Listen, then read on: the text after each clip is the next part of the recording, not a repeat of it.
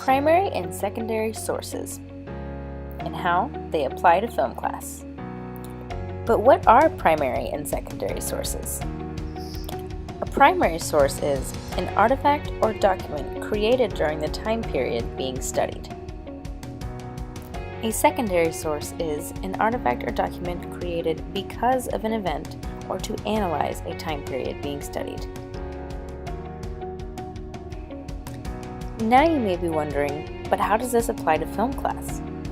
In this class, you'll be asked to make films that should be as historically accurate as possible. To do that, you may want to refer to some primary sources.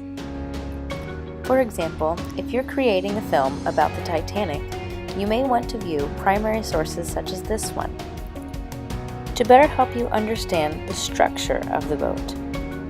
Or this photo of the propeller from 1912 to understand the size of the boat.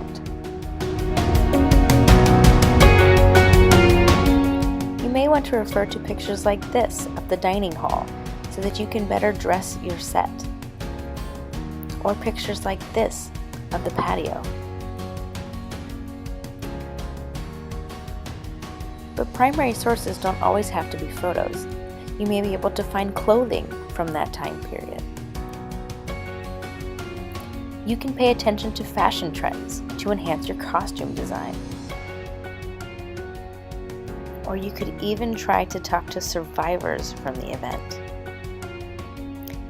Paying attention to these primary sources can help you get an authentic feel for what the time period really was like.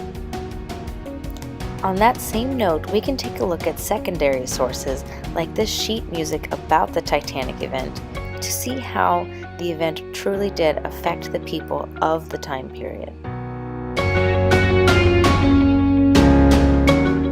We can also speak to the family members and the loved ones of those who were on the Titanic when the tragic event took place. Once you have evaluated the primary and secondary sources of a time period, you are now ready to create a historically accurate film.